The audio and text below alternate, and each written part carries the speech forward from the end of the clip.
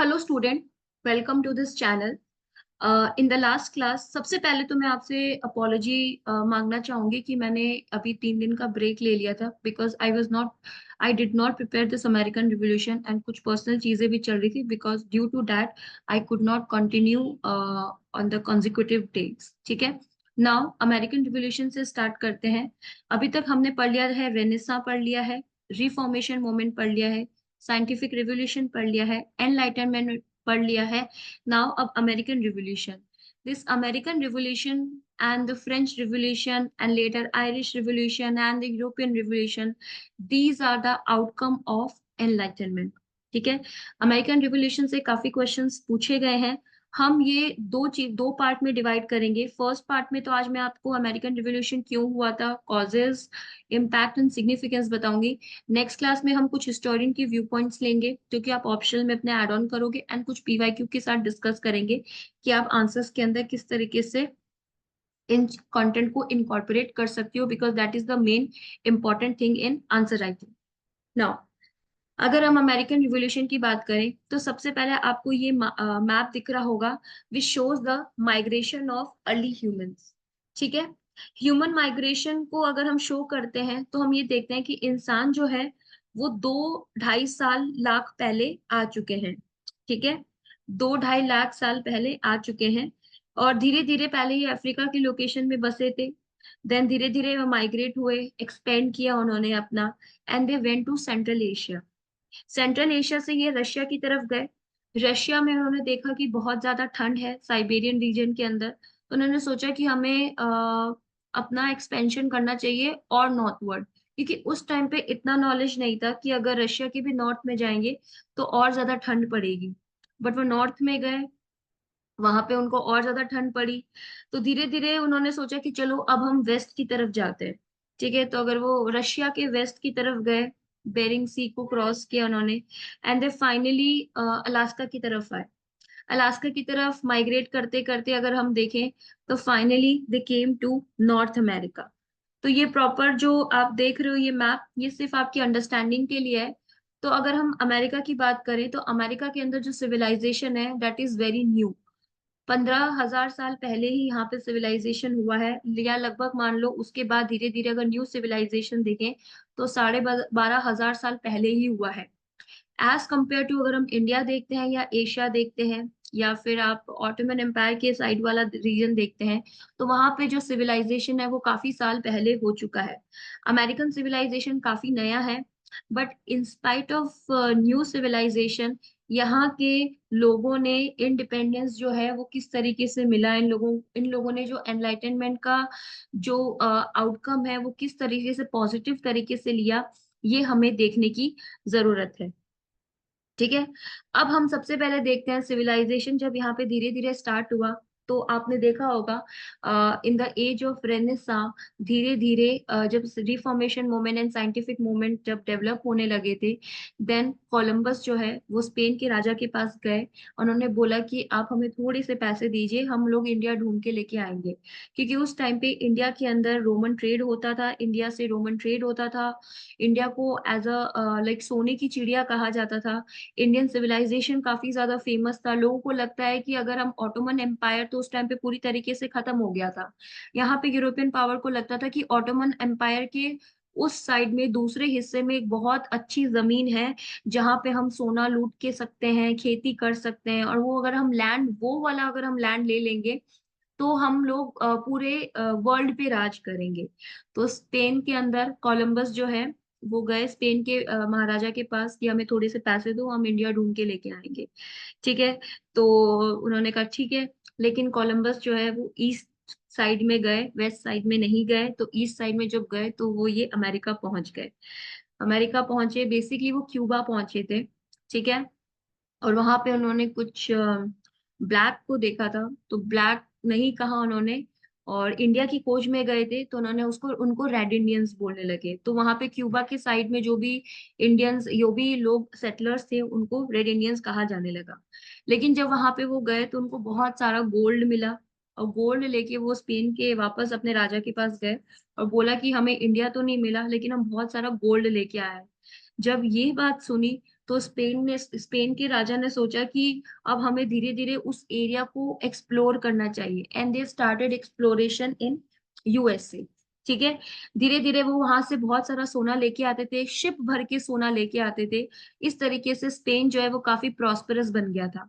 लेकिन जब ये लोग सोना वहां से लेके आते थे शिप से, तो वहां पे बाकी जो यूरोपियन पावर्स है लाइक फ्रांस एंड ब्रिटेन और पोर्टुगल, वहां पे उन लोगों को बड़ी प्रॉब्लम होने लग गई थी, क्योंकि ऑब्वियसली यूरोपियन एक काफी टेंशन के भरे माहौल में था। कई सारे प्रोटेस्टेंट मूवमेंट थे, कई सारे रिफॉर्मेशन मूवमेंट हो रहे थे, तो कॉन्फ्लिक्ट काफी ज्यादा था सोसाइटी के अंदर वहां पे, जो कि हमने लास्ट क्लासेस में डिस्कस किया था। ठीक है। तो ब्रिटेन क्या करते थे, जब वो वहां से सोना गुजरता था उनकी सी से, तो वो ब्रिटेन वहां पे शिप पे कब्जा कर लेते थे, और वहां पे स्पेन के लोगों को जो शिप लेके आते थे उन पे अटैक करते थे, जिसको आपने अगर देखा होगा battle of attack of Spanish armada भी कहा जाता है। ठीक है। तो जिस अब इस तरीके से अटैक हो रहे थे, तो ऑब्वियसली ब्रिटेन की इकोनॉमी काफी ज्यादा इन्वेस्ट हो रही थी, उनपे वेस्ट हो रही थी। तो ब्रिटेन के अंदर क्वीन एलिजाबेथ ने ब्रिटेन ने बोला कि अब हमें भी उस एरिया पे जाना है जहाँ पे स्पेन का कंट्रोल है, दैट इज क्यूबा वाले एरिया में। तो क्वीन एलिजाबेथ ने बोला कि नहीं, कोई जाने की जरूरत नहीं है, बिकॉज इससे स्टेट का रेवेन्यू जाएगा, क्राउन का रेवेन्यू जाएगा। ठीक है। तो ब्रिटेन ने बोला ठीक है, तो हम आपके रेवेन्यू पे नहीं जाएंगे, हम कोई प्राइवेट कंपनी अपनी बना लेंगे।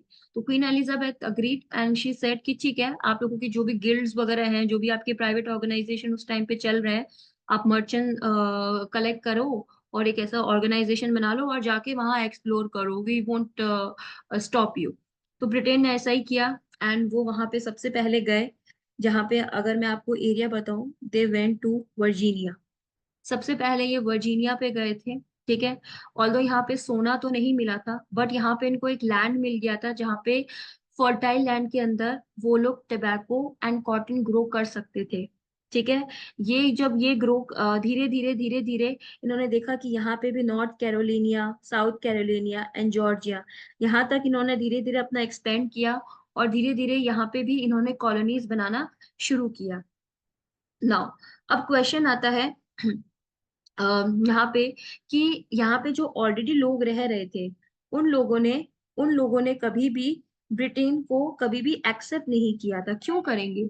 एक आउटवर्ड पावर आ रही है और वहां पे, और लैंड फर्टाइल जो लैंड पे टोबैको एंड कॉटन की खेती कर रही है, तो कोई भी उस चीज को, आउटवर्ड पावर को अपने एरिया के अंदर एक्सेप्ट नहीं करेगा। But Britain were very powerful.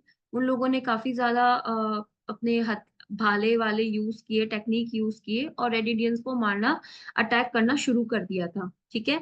And they attack red Indians. ठीक है। लेकिन अब सबसे पहले क्वेश्चन ये आता है कि यहाँ पे कौन से ब्रिटिशर्स थे जो यहाँ पे सेटल हुए थे। तो यहाँ पे कई तरीके के ब्रिटिशर्स थे। तो सबसे पहले जिन प्रोटेस्टेंट ब्रिटिशर्स पे अटैक कर रहे थे कैथोलिक्स, वो सबसे ज्यादा पहले आके यहीं पे बसे।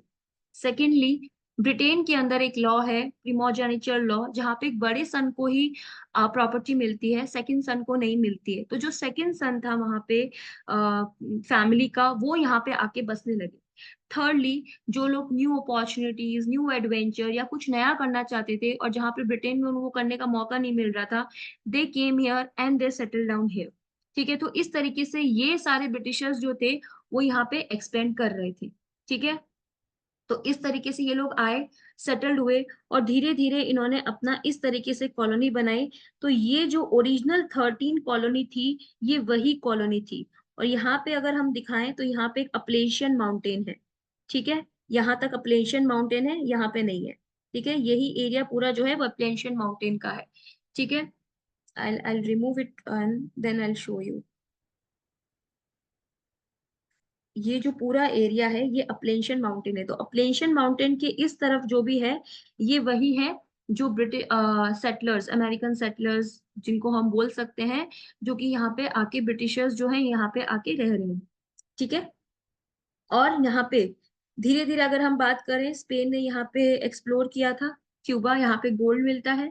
और धीरे धीरे अब ब्रिटेन को देख के बाकी कॉलोनीज, बाकी यूरोपियन पावर ने भी आके यहाँ पे कब्जा कर लिया। तो फ्रांस ने ये वाला एरिया कब्जा कर लिया था। ठीक है। वेस्टवर्ड। पोर्टुगल ने नीचे वाला एरिया कब्जा कर लिया था, जिसको बाद में ब्राजील बोला जाता है, ब्राजील ठीक है, वो यहाँ पे नीचे वाला एरिया है, साउथवर्ड चले गए थे वो।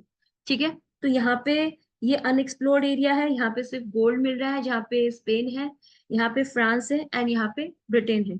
तो धीरे धीरे क्या हो रहा था कि ब्रिटेन ब्रिटेन जो पावर थी, उन्होंने धीरे धीरे अपने वेस्टवर्ड एक्सपेंशन के लिए यहाँ पे जो भी रेड इंडियंस थे, या जो यहाँ पे नेटिव अमेरिकन जिनको हम बोलते हैं, उनको बहुत ज्यादा मारने लग गए। क्योंकि ब्रिटेन जो है वो सोचते थे कि अगर यहाँ का एरिया फर्टाइल है, तो अगर हम वेस्टवर्ड एक्सपेंशन करेंगे तो और भी हमें एरिया मिलेगा खेती करने के लिए।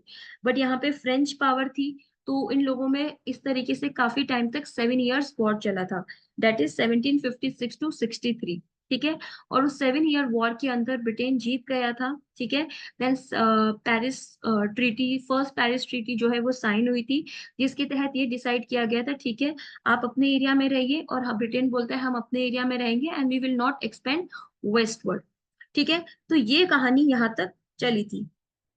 नाउ, अगर आप, I already explain you the background of Columbus, then colonies कौन कौन सी स्टैब्लिश हुई थी, धीरे धीरे कौन कौन से लोग थे जो ब्रिटेन से निकल के अमेरिका सेटल हुए थे। I hope this is clear till now. ठीक है, देन 7 ईयर वॉर की कहानी मैंने आपको बताई। ठीक है, अब हमें बात आती है कि इन कॉलोनीज के अंदर बहुत सारे पॉपुलेशन जो थे, डाइवर्स पॉपुलेशन थे, बट मेनली फार्मर्स थे, that's why they were able to grow cotton and tobacco. ठीक है, तो इस तरीके से अगर देखें तो अमेरिकन सोसाइटी भी थी, वो काफी ज्यादा लिबरल भी थी, इंडस्ट्रियलिस्ट थे यहाँ पे, फार्मर्स भी थे। ठीक है, और यहाँ के प्रोडक्ट्स जो कि कॉटन और वूल्स जो थे, वो उनकी यूरोपियन, जो बाकी कंट्रीज थी, यूरोप के बाकी पावर थे, वहां पे काफी ज्यादा डिमांड में भी थे। रिलीजियसली अगर हम देखें तो मोस्टली ब्रिटिशर्स जो थे वो यहाँ पे सेटलर्स हो रहे थे, प्रोटेस्टेंट, तो यहाँ के जो नेटिव लोग भी थे वो भी धीरे धीरे प्रोटेस्टेंट बनने लग गए थे और धीरे धीरे उसको फॉलो करने लग गए थे। ठीक है, नाउ अब क्वेश्चन आता है, अच्छा, अब इवेंट, सीरीज ऑफ इवेंट हम डिस्कस करेंगे कि सीरीज ऑफ इवेंट कैसे स्टार्ट हुआ था। लेकिन उससे पहले हम कहा, पहले हम एक मर्केंटिलिज्म एक आइडियोलॉजी है, उसको हम समझ लेते हैं। क्योंकि American war of independence is due to the economic mercantilism भी कहा जाता है, कि मर्केंटिलिज्म एक ऐसी आइडियोलॉजी थी जिसकी वजह से ये वॉर स्टार्ट हुआ था, और अमेरिका ने सोचा था कि we need to get independence. ठीक है, तो अगर मर्केंटिलिज्म की हम बात करें तो मर्केंटिलिज्म की एक फिलॉसफी है, ये एक नेशन है, ये एक नेशन है, let's say this is a mother nation, this is a mother nation, and this is a nation जहां पे हम ट्रेड करेंगे। ठीक है, तो यहाँ पे ट्रेड हो रहा है, यहाँ से भी ट्रेड हो रहा है, बट मदर नेशन को ये मेक श्योर करना है कि यहाँ पे इंपोर्ट से ज्यादा एक्सपोर्ट हो, मतलब जो प्रॉफिट अक्यूमुलेशन हो वो मदर नेशन का सबसे ज्यादा हो। So that philosophy is called mercantilism. ठीक है, जैसे कि क्या होता था, स्पिन करते थे, स्पिनिंग वूल, वूल बहुत ज्यादा एक्सपोर्ट होने लग गया था अमेरिका से ब्रिटेन के अंदर।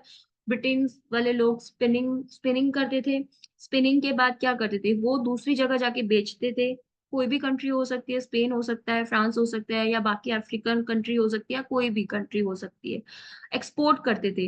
तो मेनली जो प्रॉफिट होता था वो मदर नेशन को मिल रहा है, मतलब ब्रिटेन को ज्यादा मिल रहा है। तो मर्केंटिलिज्म की थ्योरी के अकॉर्डिंग उनका ये कहना है कि वेल्थ जो है वर्ल्ड की, that is very limited. World की वेल्थ जो है वो बहुत ज्यादा लिमिटेड है, आप उसको क्रिएट नहीं कर सकते हो। आपके पास सिर्फ एक ऑप्शन बचता है कि आप जो वेल्थ हो उसको अक्यूमुलेट कर लो।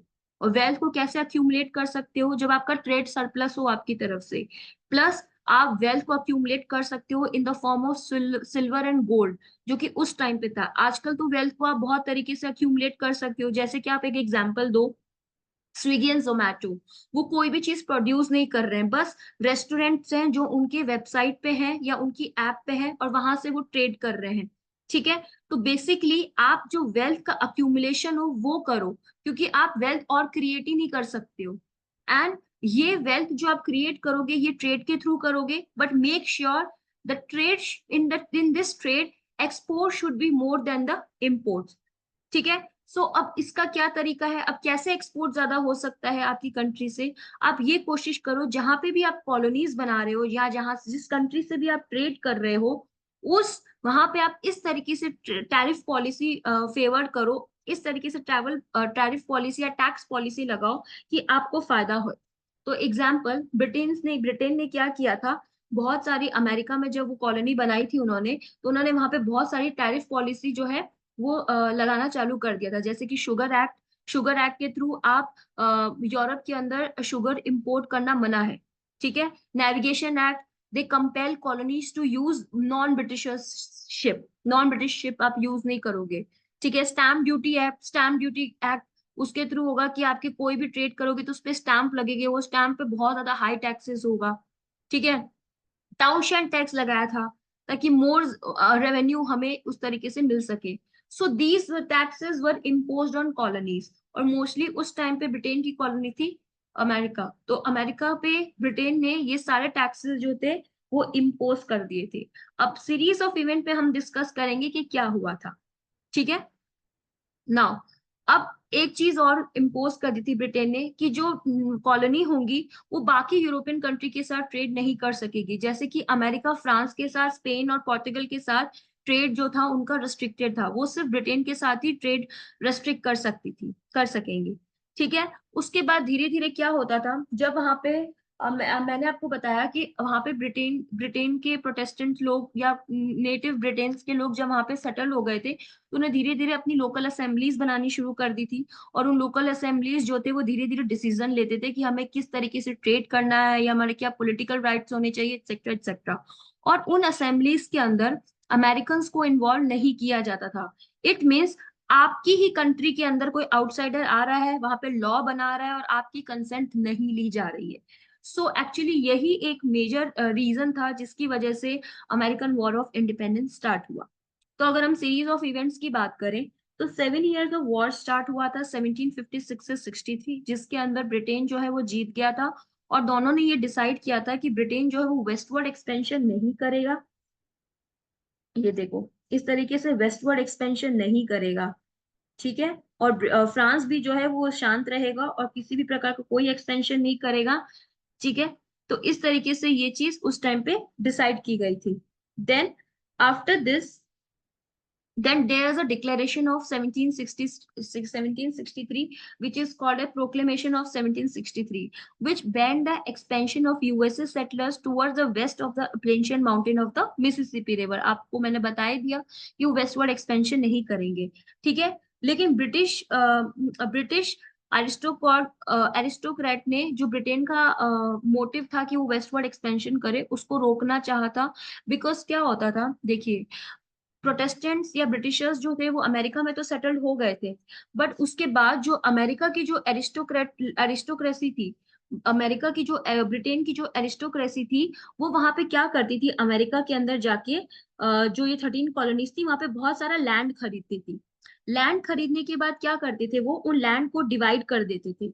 और उस लैंड को डिवाइड करने पे यहाँ पे एक अमेरिकन रह रहा है, यहाँ पे दूसरी अमेरिकन फैमिली रह रही है, यहाँ पे तीसरी रह रही है, चौथी रह रही है। और ये लोग क्या करते थे, ब्रिटेन को रेंट पे करते थे। ठीक है। जब ब्रिटेन को रेंट पे करते थे तो उनको ज्यादा रेंट मिलता था, क्योंकि जमीन कम थी, डिमांड ज्यादा थी, तो रेंट ज्यादा मिलेगा। ठीक है। अगर ब्रिटिशर्स वेस्टवर्ड एक्सपेंशन करेंगे तो क्या होगा, ये लैंड भी आ जाएगा उनके कंट्रोल में। जब ये लैंड भी आ जाएगा तो मतलब अमेरिकन यहाँ पे भी सेटल्ड हो जाएंगे। इसका मतलब है जब जमीन ज्यादा होगी तो रेंट कम होगा, क्योंकि सप्लाई ज्यादा हो रही है और डिमांड कम हो रही है। इन दैट कॉन्टेक्स्ट वहां पे जो ब्रिटिश एरिस्टोक्रेट थे जो कि ब्रिटेन में रह रहे थे, उन्होंने अपोज किया कि ब्रिटेन को फॉलो करना पड़ेगा पेरिस ट्रीटी को, एंड वो वेस्टवर्ड एक्सपेंशन नहीं करेगा। ठीक है। एंड सेकेंडली, ब्रिटिशर्स जो है वो नेटिव अमेरिकन को भी पैसिफाई करना चाहते थे कि ठीक है, देखो अब हम नहीं कर रहे हैं वेस्टवर्ड एक्सपेंशन। ठीक है। क्योंकि they were the close allies of France and they supported them in the 7 years of war. तो एक ये दो चीजें थी डिक्लेरेशन जहां पे ये किया गया था कि हम यूएसए का जो एक्सपेंशन है वो नहीं करेंगे। ठीक है। शुगर टैक्स लगाया, शुगर टैक्स जो मैंने आपको बताया, sugar sugar imported only from Britain. Then currency tax लगाया, करेंसी जो है वो प्रिंटेड और प्रोड्यूस नहीं कर सकते हैं, cannot produce by local assembly. Stamp duty लगाया, legal document is only valid if there is a stamp. ठीक है, लेकिन हाई प्राइस थी स्टैम्प के ऊपर। देन क्वार्टरिंग टैक्स लगाया, क्वार्टरिंग टैक्स, सॉरी प्रोनाउंसिएशन के लिए, this is called a housing tax. Then town shelter tax लगाया, जो कि बहुत सारे टैक्सेस लगाए, ग्लास पे, कॉपर पे, टी पे। ठीक है, लेकिन अमेरिका ने अपना इंपोर्ट जो है वो ब्रिटिश से रिड्यूस कर दिया। अगर ये कंडीशन रखी अमेरिकन ने कि अगर ब्रिटेन इन टैक्सेस को नहीं हटाता है तो अमेरिका अपना ट्रेड जो है वो ब्रिटेन के साथ नहीं करेगा, अपनी चीजें नहीं बेचेगा। ठीक है, लेकिन ब्रिटेन ने क्या किया, सभी टैक्सेस रिड्यूस कर दिए, हटा दिए, सिर्फ टी के अलावा। टी से कोई ज्यादा उनको बेनिफिट नहीं मिल रहा था, बट उन्होंने इसलिए हटा दिया था, ये दिखाने के लिए ब्रिटेन ने कि हमारी अभी भी अथॉरिटी है अमेरिका पे। ये हटाने के लिए उन्होंने अपना ब्रिटेन के ऊपर अमेरिका के ऊपर टी का टैक्स जो है वो कंटिन्यू लेवाई किया था। ठीक है, देन 1770 के अंदर इसी चीज पे क्या हुआ था कि जब ये चीजें हो रही थी, तो जब शिप आई टी की, तो वहां पे बॉस्टन मैसेकर हो गया 1770 में, जिसमें क्या हुआ था कि ओपन फायर हो गई, और वहां पे ओपन फायर के अंदर ब्रिटेन ने ओपन फायर की। एज यू नो, ब्रिटेन बहुत ज्यादा एक्सपर्ट है ओपन फायर के अंदर। यहाँ पे भी उन्होंने जलियांवाला बाग मैसेकर के अंदर किया था। ठीक है, अमेरिका में भी उन्होंने इस तरीके से किया था, और वहां पे 5 अमेरिकन जो थे वो मारे गए थे। ठीक है, देन 1773 के अंदर that led to the Boston tea party, जहां पे बोला गया था कि उन्होंने एक कुछ पार्टी पेट्रियार्क मिले थे, वो called themselves as a sons of liberty. ठीक है, दे एक्चुअली, उन्होंने जब वहां पे शिप आई ब्रिटेन से टी की, तो उन्होंने 10,000 पाउंड रुपीस की टी जो है वो समुद्र में फेंक दी, सी के अंदर फेंक दी। ठीक है, और यहाँ पे 12 कॉलोनीज मिली थी एक्सेप्ट जॉर्जिया। ठीक है, यहाँ पे पूरी 12 कॉलोनी मिली थी एक्सेप्ट जॉर्जिया। जॉर्जिया क्यों नहीं मिली थी, इसका रीजन ये है, अपलेशियन माउंटेन यहाँ तक है। ठीक है, यहाँ पे नहीं है।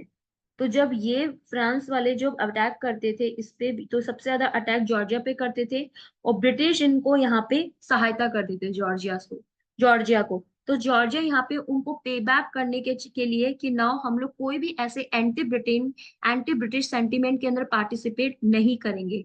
That's why all 12 colonies met except Georgia.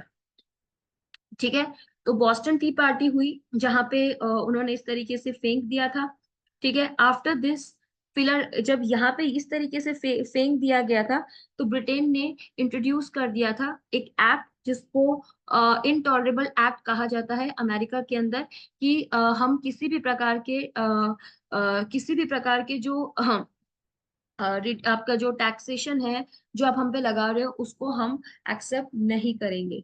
ठीक है, देन फिलाडेल्फिया कन्वेंशन हुई। फिलाडेल्फिया कन्वेंशन जो है वो 3 फेजेस में हुई, जहां पे अमेरिकन ने अपनी बात रखी फाइनली, और इस अमेरिकन वॉर ऑफ इंडिपेंडेंस की तरफ लेके गए।